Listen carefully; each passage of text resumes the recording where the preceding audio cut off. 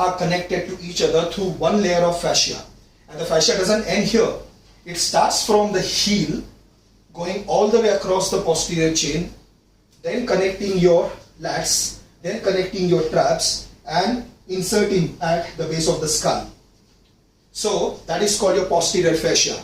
If there is posterior fascia, there has to be an anterior fascia, which is in the front. If there is an anterior, there has to be a lateral fascia. Lateral means on the side. So 1 on the back, 2, 3 and 4. And there is something called spiral fascia, which is all diagonal. So there are muscles, which be your pectorals, your obliques. So now since I am talking to you in a selfie mode camera, my right hand seems to be like your left hand to you. So my right pectoral and my left oblique, although they are two separate muscles, but they are interconnected through a spiral fascia. If this fascia is tight, looking at the location of the fascia, if this is tight, rotation around the spine will become difficult. If my abdomen and my quadriceps, they are in front, rectus abdominis, which is the sixth pack of the abdomen group, the rectus abdominis and the quadriceps, which is the front thigh. Now these two muscles are different. One belongs to the upper body, the other belongs to the lower body. But they are interconnected through anterior fascia. If this fascia is tight, and like I said, let me define what anterior fascia is first. So that starts from the big toe, correct, passes over the ankle, tibialis anterior, over the quads, over the hip flexors, going through the rectus abdominis, connecting pectorals and connects to the chin. So basically it's like the entire fascia holding every layer of muscles together.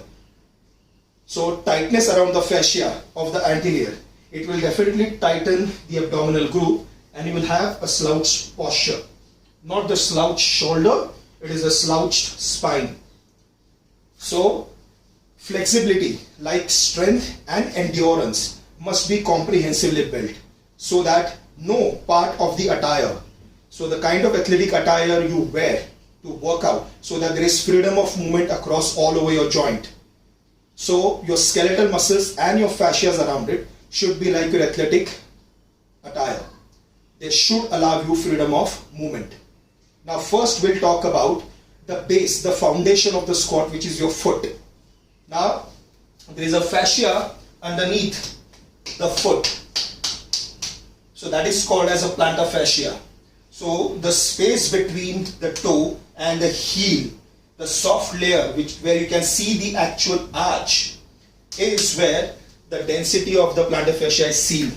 So first you start rolling and releasing that fascia, because constantly we stand, we walk, the fascia tends to become tighter, and when it tends to become tighter, it shortens the length of the calf.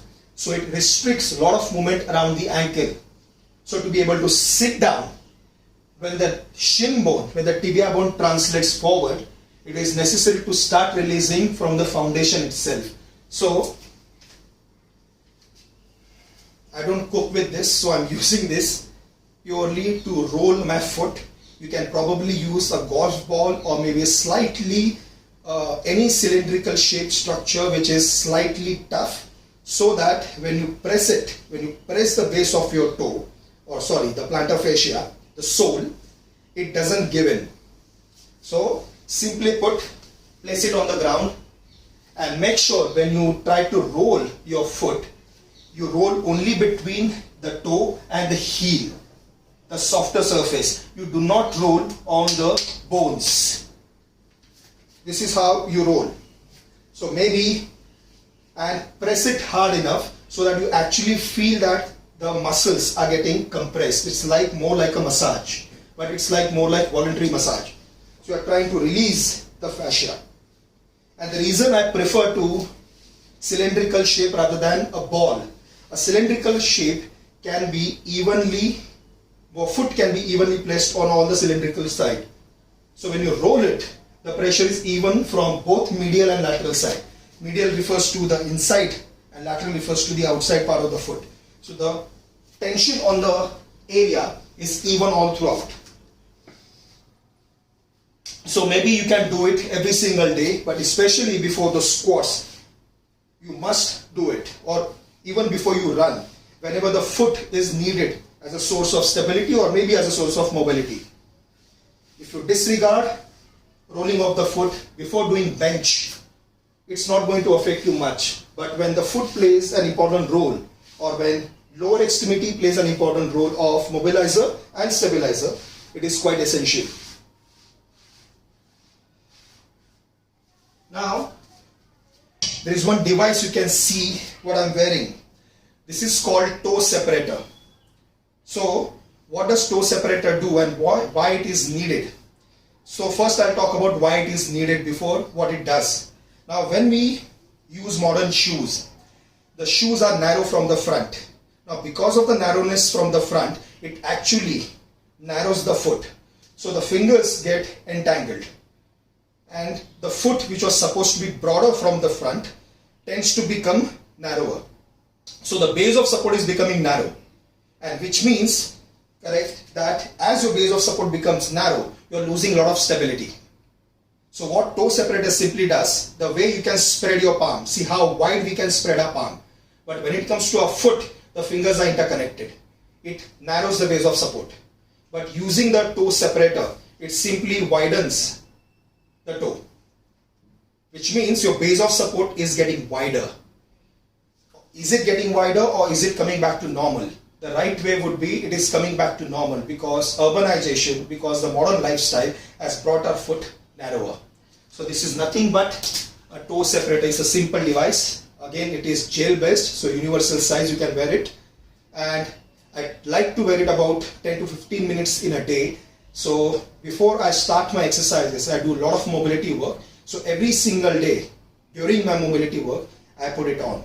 So every single day my foot is getting normal, not getting wider, but I would say getting normal. There is no need to wear it while you are working out, because up until now your body has learned how to squat barefoot but without any separator. So when you put separator on, your ground force will get compromised because that is new thing that you are adding to you. So let the changes happen slowly so that the body gets enough time to adapt. So that is toe separator. So foot release. Then you talk about releasing or muscles. Now when I talk about releasing muscles, here I am not going to talk about releasing individual muscles. So if I stretch only my calves, that will be called as an isolated stretch. I am stretching only one muscle or maybe around one joint at a time. But with respect to joint actions, with respect to mobility needed for strength exercises do not happen around one joint. So currently I don't need calf elasticity just for the calf presses.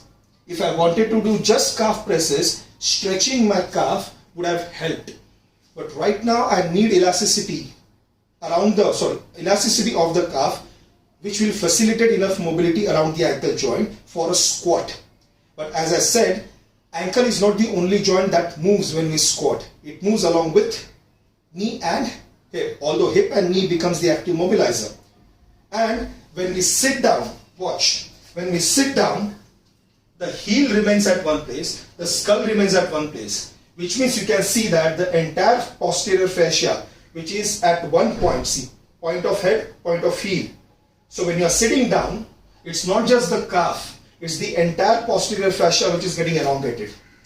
So the first stretch which I really like to do in order to improve my ankle mobility, most people do this and they call it wall stretch, which is quite common. I'll show you what wall stretch is, but there is one more stretch you say I'm going to show you which is better than the wall stretch. But what wall stretch is?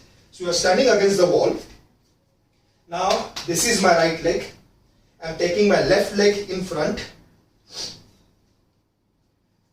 Now the rear leg, the leg which is in the behind, my toe and my heels are in one line. So what I simply do is the front leg, the knee of the front leg, I try to push it forward. So what I'm trying to do here is I'm trying to push my knee forward without my heels coming off. So the more I track my knee forward, the more the angle creates around the ankle. You can see that the shin is perpendicular to the ground. Once I put my foot behind, you can see that the shin has created an angle already, which means rather toe coming towards the shin, it's the shin that has gone towards the toe. And when you keep pushing your knees forward, see, when you keep pushing your knee forward, the shin bone gets closer to the toe. That means that the fascia around the calf muscle, especially the gastrocnemius, because the knees are straight, they are not bent and soft. So if the knees are relatively straight, when the knee is in full extension, it's the gastrocnemius muscle which is getting elongated. But do we just need gastrocnemius to elongate? No.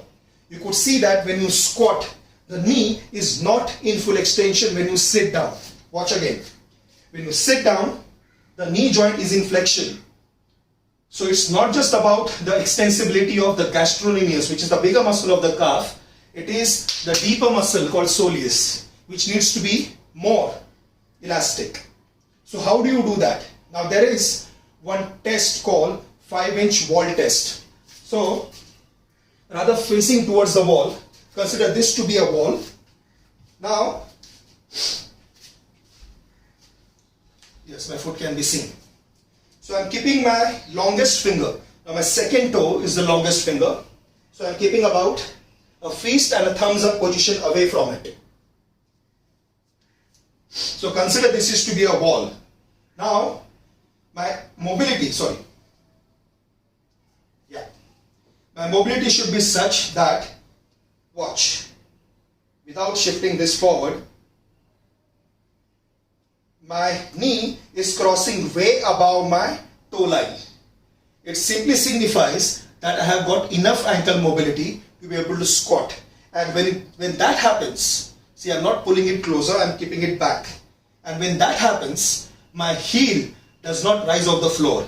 So a lot of time what happens, because of inadequate ankle mobility, when the knees go in front, the heels come off. So if the heels are coming off, which means the ankle mobility is not sufficient.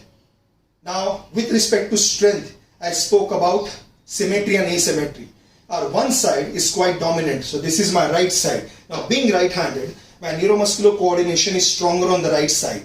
So although the muscles are evenly placed on both the sides, if I want to punch somebody, my right punch will be way stronger than my left. So, same with regards to mobility. Mobility is also not symmetrical. So, what I showed right now was my left leg. So, my left ankle and my right ankle. Let's see if both are equally mobile or not. Yeah. Yes. As you can clearly see, that my knees are nicely crossing over my toes. It simply denotes that my both ankles possess enough mobility around the ankle, in fact more than enough mobility around the ankle to be able to sit down without my heels coming up. Now because of this adequate ankle mobility, it allows my knee to travel in front. And if knees don't travel in front, I hope my friend Pratiksha is watching it, whose squat I assessed about a week back. Now she has been squatting God knows what, 10-15 years, quite some time, but no coach could figure out why her pelvic tilts. So she is quite flexible. So every coach spoke about you have tight hamstrings, you have tight glutes. Had that been true, then she would have suffered back pain or maybe back discomfort even during bent over rows or even during deadlifts. Now why that did not happen?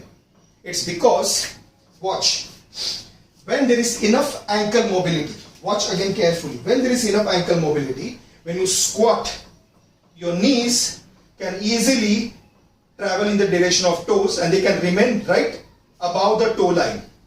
Now watch my spine, it is nicely neutral. Now, if ankle mobility is insufficient, see what could happen. My heels would come off, and to prevent that, since they will not allow so much of ankle mobility, your knees tend to come back. And when your knees tend to come back, to compensate body center of gravity, to maintain it, the body starts leaning forward. Now when the body starts leaning forward, this will definitely put your spine into something called shear force. So, if this is your spine, which is vertical right now,